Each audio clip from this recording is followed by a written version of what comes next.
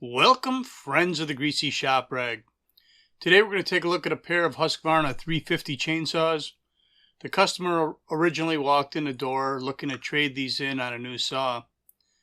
And after we talked a little bit and looked them over quick, he decided maybe that we'd run them through the shop and see if we could make one out of the two.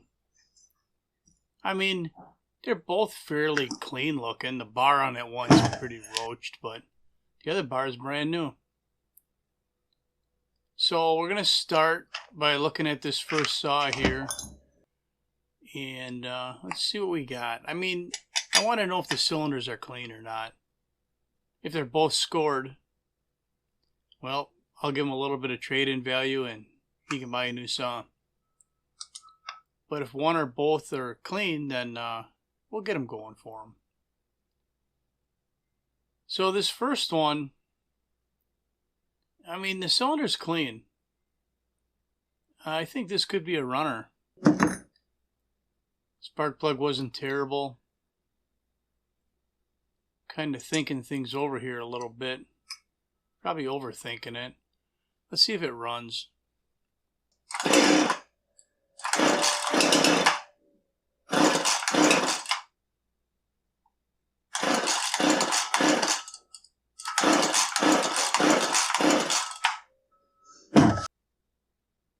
Yeah, it didn't run. I'm not giving up though.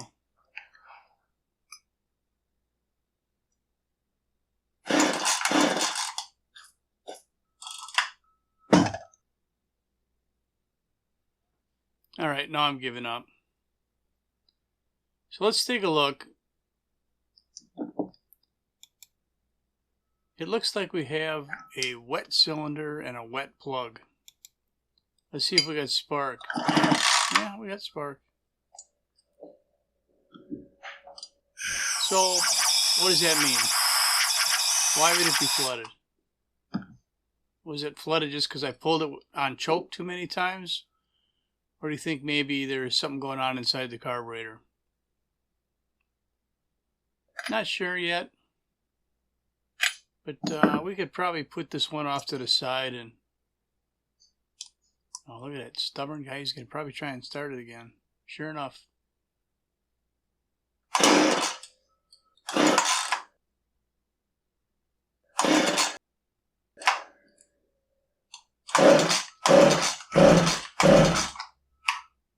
Okay, now we're going to put it on the side. Let's take a look at the other saw. Now, if I remember right, I think he said one of these was his and one of them was his dad's. We're going to look in the cylinder of this one and see what there is to see.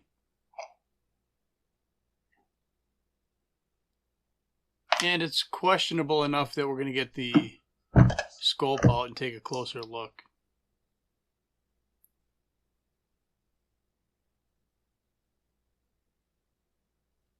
And you can see the exhaust port right there. And there is some scoring going on. I don't know that there's any metal transfer, at least not on the cylinder wall. There might be some, but there's definitely some grooves there. And I would imagine that the piston ring is getting pinched when that thing gets hot. So it's probably not a good candidate. Look at that, there's even a hole in the muffler. And it started to melt the plastic here on the crankcase and on the chain brake, or clutch cover. But we got a nice bar on it. Good chain. So if we are going to get the other saw running, this one might donate the bar and chain anyway.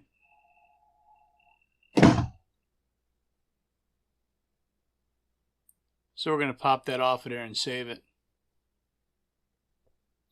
And then we'll just put that saw off to the side. This bar and chain, I mean, I'm not even sure that the oiler system was working or not here. We'll have to investigate that. But there's a lot of dirt. Look at the intake. Look at all that dirt built up on there. I mean, if that's where all the cooling air comes into the engine, and it's 10 or 20% blocked, then you have 10 or 20% less cooling capacity. And then you combine that with a dull chain and the engine over revving, you know, that's a recipe for disaster for sure. So we got things cleaned up here, and we're just going to slap it back together. You know, we checked the air gap on the ignition module. I guess I didn't show you that here. We got all the parts cleaned up. We'll take a closer look inside this fuel tank. So we already know this one has a clean cylinder. And the fuel looks pretty good there too.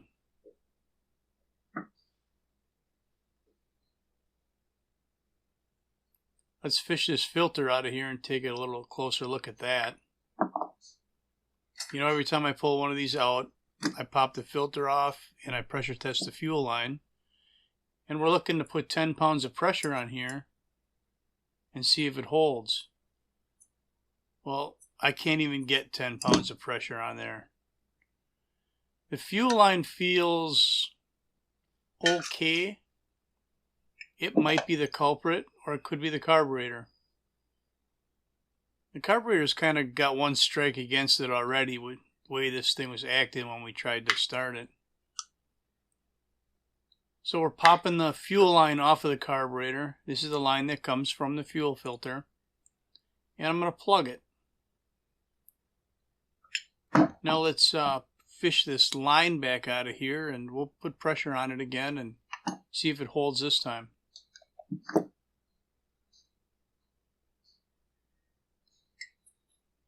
So there you go. The fuel line is capable of holding pressure, and the leak that we had was somewhere in the carburetor. Having said that, I still really don't like the feel of that fuel line.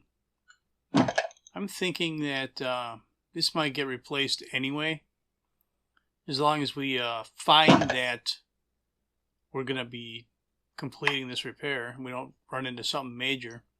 So there's a little wire clip that holds this throttle linkage in place, and we're popping the clip out of place and then lifting the linkage out of the arm on the side of the carburetor. And then the boot and the whole piece of linkage can come right out of there. Now the carburetor is in a rubber saddle on both sides, and we popped it out of those saddles.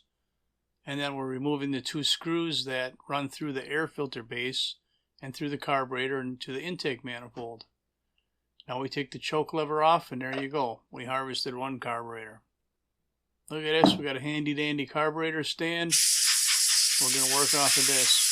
If you think that's something that might help you in your shop, you can find a link to those in the description.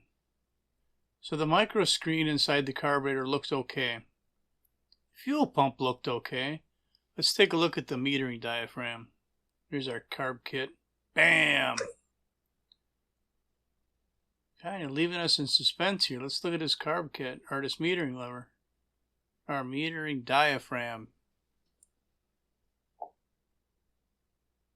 It's stiff.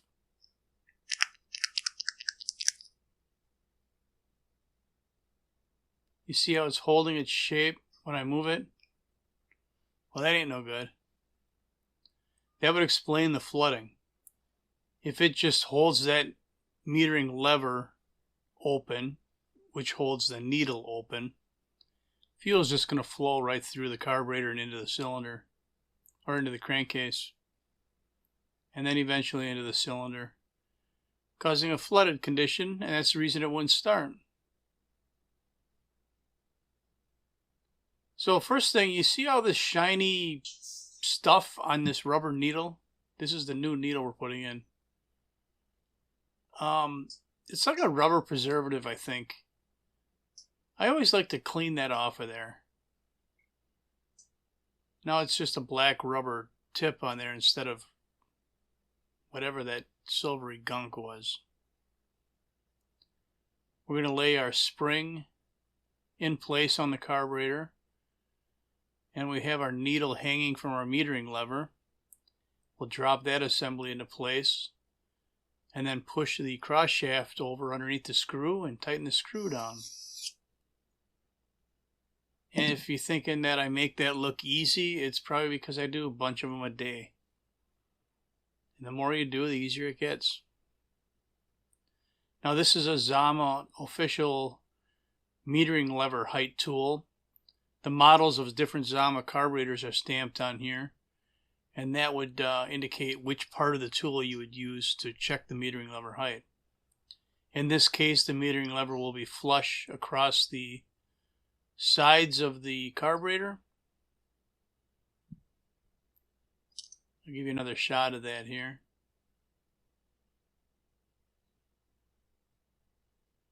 Yep, flush with the sides. And you can see that the metering lever is right there, flush with the sides of the carburetor.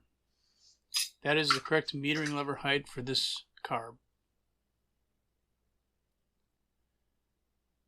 Now we can go ahead and put the new metering diaphragm in. Screw the cover down. And you'll notice that I didn't mess around with taking the high and low speed screws out. I just find that on anything that's run fairly recently, it's not necessary.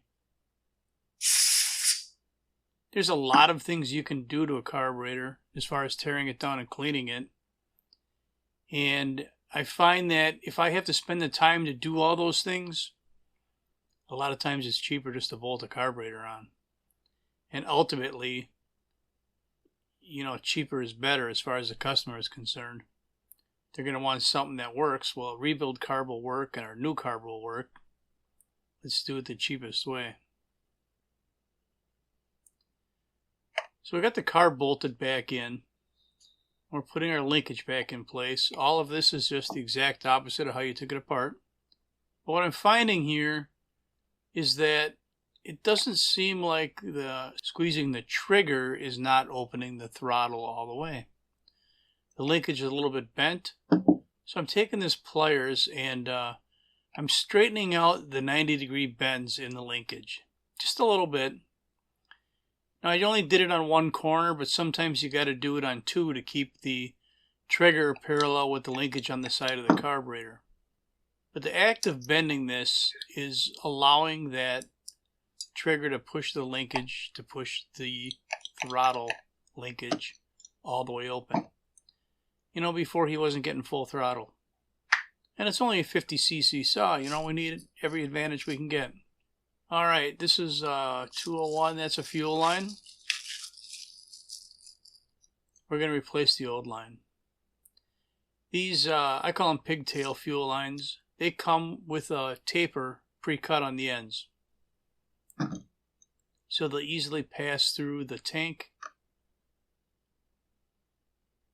like we're doing right here.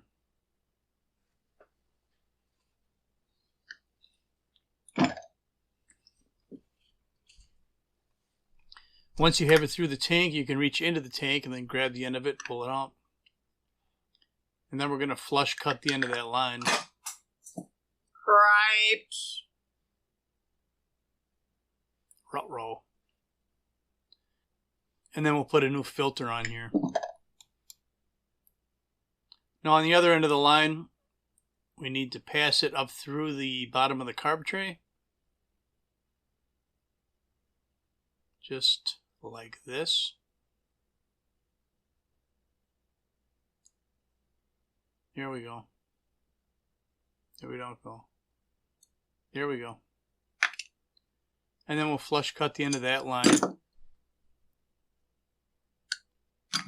and attach it to the carburetor.